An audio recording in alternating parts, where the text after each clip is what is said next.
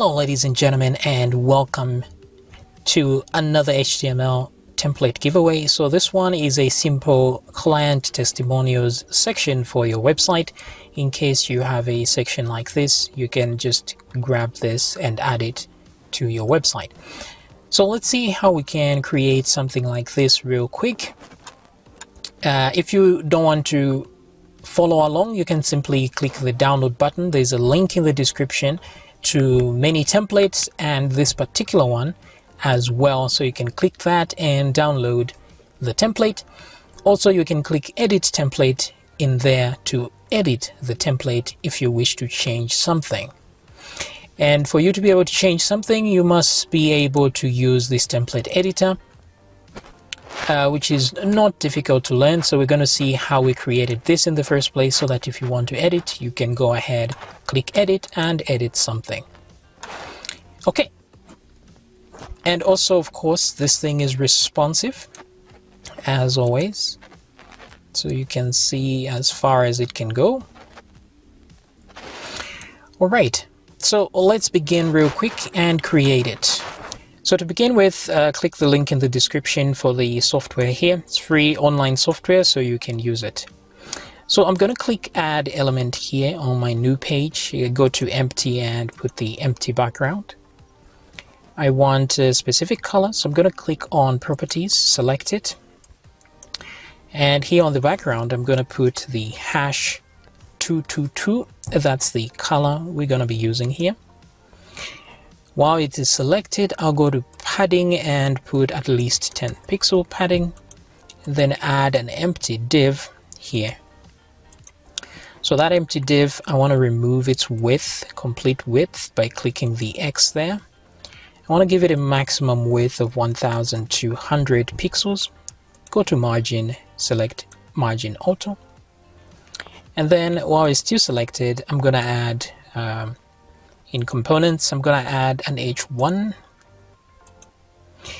Okay, so on this one, I'll say client, and then I'll edit, duplicate this guy, and this one will be testimonials, like that.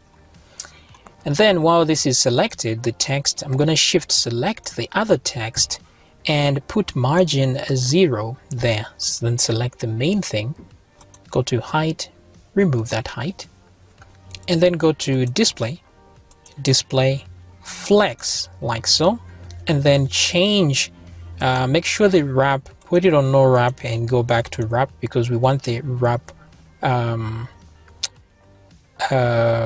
setting here. It should be able to wrap the text around for responsive reasons. Then let's go center that. I'm going to select this and click on font here. Make sure the font is like 30 pixels, same as this one. Let's put 30. This one, I want this bold, so I'm going to change the font family to Tahoma. That makes it look a bit bolder, like that. And then select this actual div. I'm going to do edit duplicate, so that there are two of these. Select this bottom one, select the top one here, and remove the background color by clicking that X on background color thingy. And then this one will hold the other content. So I'm going to select what's inside here and delete. Select it. While it's selected, I'm going to change the background color a little bit so that we can differentiate when I add an empty in there. So I'm going to add an empty div. There it is. Select this other guy, the text, and delete. So there's only one of these, and I'm going to do this. Just click and drag to resize it to my liking. Something like that. Okay, so once I select this one now, I'm going to put a width. Let's see what width we can put here. Maybe this I'm going to do 100%, and then put a maximum width of maybe 500 pixels, something like that. And then I'm going to add an image in here through components, a image rounded, like so. Let's go to width and height and add 75 pixels. I'm going to go to height here, put 75 pixels as well there.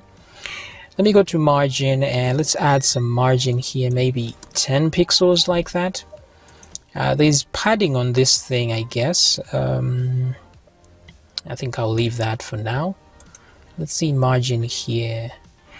Actually, maybe, let me remove that margin. Since there's a bit of padding here, maybe we don't need it. We might just need some margin on this side where we add another of these. So I will hide this one completely by removing the background column. Then click Add Element, add an empty div, like that. Okay, great. Let's go to the width param and remove all width. Let me select the parent like so. And in here I want to what to do here, maybe just for visibility's sake I'm gonna add a color white there. Then I'm gonna go to display flex like so, and I'll select this one and put a flex of 1 by going to here where we have the flex and just retype that 1 there to reinforce it. Now here we have a margin issue, so I'm going to select the image, go to margin right over here. I will put maybe 20 pixels. I think that works fine. Alright, so I have this, and let's see here, I need this to go all the way down. Let's try on the height. I'm gonna put 100%. Let's see what happens there. Okay, that works very well. Goody. This one, it's got a specific height. Now this is 250 here, 280 actually. So if I put it on 250, what I want is to copy that 250, remove the height requirement by clicking the X. But then I'm gonna say minimum height 250. So that at least there's a minimum height. Let's go to border radius, give it a rounded border. I'm gonna put 20, but it should be pixel, so click on pixel. There it is. Let's add some padding in here of 20 pixels as well for the text in there. So I'm gonna add elements in there, and I wanna go to components, add div text, and then I'm gonna edit, duplicate that, so there are 2 of them, like so. And in lorem ipsum here, I can grab some text just to add there. I'm gonna copy any text. Just don't copy these with formatting like this title text here. Copy the empty versions. So I'm gonna select here, paste like so. I think that should do it. Maybe some more, put a full stop and you can paste again just to give it more text if you would like that. And then down here, put a dash. I'm gonna write John Doe, comma, XYZ Incorporated, like that. Let's change, go to font here, font style, italic, and you can change the color. I wanna put this yellow here and just reduce the opacity to maybe something like that. Okay, so let's select this text, change the color of the text to something like #777, and then select the main thing here, this one, the container, change its background color as well to #333, and then select the white one, remove the background color, select the main one here that holds everything and remove the background color. Okay, so there we go, we have this. Now I want that small arrow that points over here. So what I'll do is in there I will add an empty div, like so, and there it is. Then I want to change its width and height. So maybe width could be something like, I don't know, 80 pixels. Height maybe 40 pixels. Then we can rotate it a little bit to make some sense out of this. I don't know how to. First, what we're gonna do is, actually, let's just go and rotate that. Let's go to the transform area. There's a rotation here. Let's try 80 pixels. Okay, with that, then let me swap these, the height and the width. So the height will be 80, the width could be 40. Let's see how that looks. I think that really works. I want to put it somewhere here so it points there. So I'm going to change its position to absolute and then move it around here. Now the thing is, with absolute positioning, it's relative to the main page, but I want it relative to this container here. So I might have to change the container position to relative, like that, which just moved this thing all the way here, but I can just click and drag it to where I want, like somewhere here. But of course I want it behind this thing here. So what I'm going to do is change the Z index to 0 and then select this one, change the Z index to 1, like that. Okay, so there we go. We got our guy there. Let me try and rotate it nicely so it looks like an arrow. And over here, I'm just going to go to transform. There's a rotation here. Let's do a better rotation. I think 64 or 65 pixels is nice. Let's go to the background and make it the same color as this one. So we're going to do #333 like that. Okay, so that completes the arrow process there. And that's great. Now we can select that image and go to the image section here. Click on image and change. Let's go to people section over here. People. Let's select one of those users. Select the main component here. Add a margin of 10 pixels all around. That way there's space between each one of these.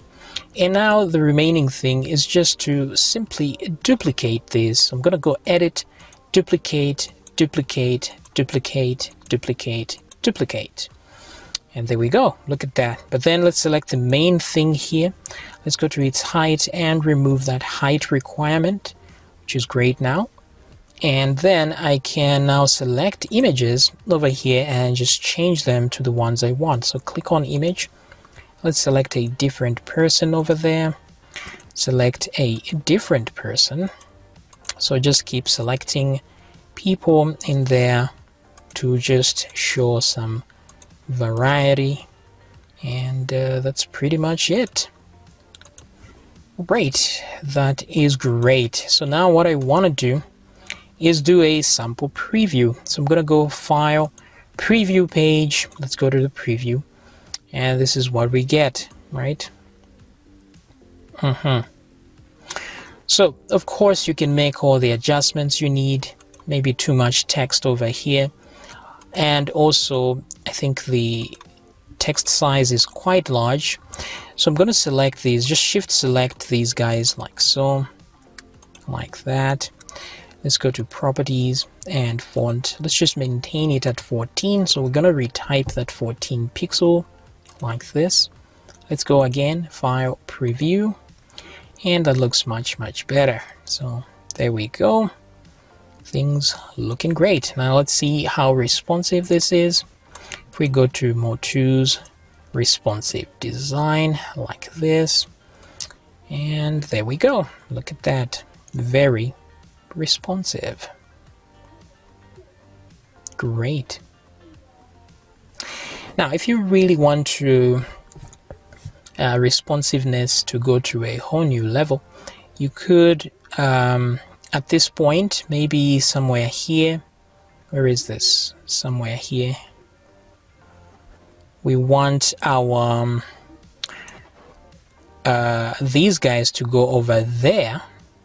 The images to go over there. We could do that, but this is, keep in mind, this is experimental. I haven't really coded it well yet, but it still works, I think. So what we're going to do is we have these what is this? These responsive design sections. So if I try to click on one of these, it shows you how it responds to how responsive it is. So if we come to this point, at this point here, or maybe further there, let's try here even. This is fine because this is mobile view, but I want at this point the images to go on the top instead of the bottom. So what I could do here is select the main thing, this one here, one of these. All I need to do is change the flex direction to column at this point, and that's it. So what I'm going to do is, if I select that, I can go to CSS here and say set a breakpoint. So this will essentially set a breakpoint, and what that means is that I can add completely new styles at this level, and it's going to obey that. So if I click here, set breakpoint for this item here, so just this item, don't use the one with children because that will set a breakpoint for everything inside it as well.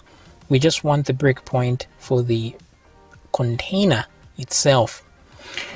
So with that set, now we have a breakpoint because now we can change something. So I can just give you an example. If I go to properties now and add a background color of white on this particular item, you will notice that if I go back to the main view, that white is gone, but when I come back here, it's white. So let's see this in action when I go to preview page, right? So in the preview page is like this, and then if I now go to responsive design view and go up to a certain level, you see the color changes there because now there's a different CSS rules that apply from that point onward.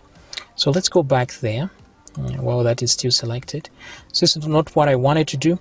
So what I want was to change its display. So I'm going to go to display. It's already on flex. That's great. But let's change row to column. And which changes things like this. And then I can go as well and change the justification to center and align items to center as well. So that centers things like that, which is great. Then whatever you see that needs to move over here, you can also add some breakpoints as well. So it would have been good to do this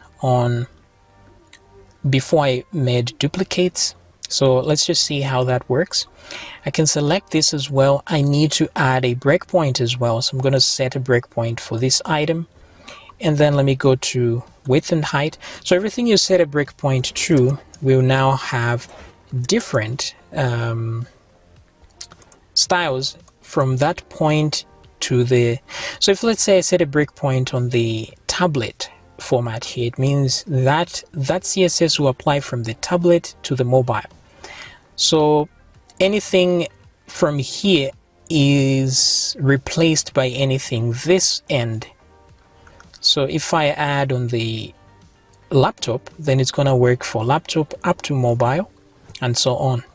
So let me try, we have 150, maybe that's too much. So let's try 100. Let's put 100. So the styles I'm adding here are for the mobile view. This one right here may need a breakpoint as well. So we're going to do CSS, set a breakpoint like so. And then now we can move its position to where it's more conducive, like somewhere here. All right. So now it looks like this, which is great. So let's try and do a preview of these guys. Let's go print preview. So as you can see here on this view, everything looks great as it should. Then let's go to responsive design, and you can see at that point it snaps into its different view. When I do this, you see that, and then when I come back here, boom, it changes to that.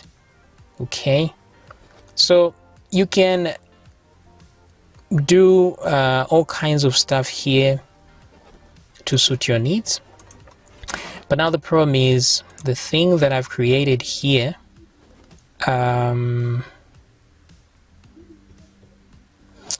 actually, the problem is if I duplicate this, I didn't code it in such a way that it also duplicates the what are these points here, the breakpoints. That's what I was trying to say. So I'm still working on that CSS part, so the responsive design part, so bear with me here. But in future, you'll be able to duplicate this, and it will also duplicate any breakpoints that were set. So right now, if I were to delete the others and try to duplicate this one to mimic the same behavior, it wouldn't work because I just remembered I didn't code for that. But you can go around and repeat these actions to the other ones here to get that kind of responsive view if you would like. But for now, I'm going to leave it here because this is good enough even without that responsive view part. This is still great. You can use it for your projects. There's no need to give credit when using for your projects, but credit is always appreciated. So I would appreciate that if you can. Now, if you're really going to try and do this with your other the other ones here, you want to try it on your own. I'm going to show you some, give you some pointers here. So I've selected all of these guys together like so. So then I can go to the mobile view version. So as you can see, they're still in this old section. But I can go ahead and set a breakpoint for all of these guys. You can do that, but set a breakpoint for every selected item. And then we can go to our properties. That's the display. Flex is already there. Let's go row and then column like this. So as you can see, it has affected every one of them. Let's go to align center, and that's good enough. So that works as well. Then we can go ahead and select these instead. So I guess you can still do it in a batch format like this, right? Let's go to the CSS, set a breakpoint over there. Then let's go to width. Let's put 100 pixels, height 100 pixels, like so. And that has worked, I guess. So then we can do the same for this guy here. Shift select, boom, and that one there. And once more, set a breakpoint. And then we can now change the position. Now I'm not sure if this is gonna work, selecting all of them at once. Oh, look at that, it actually does work. Very good. Okay, so all of them at once, very nice. Now if I go ahead and do a preview, let me see if nothing was broken.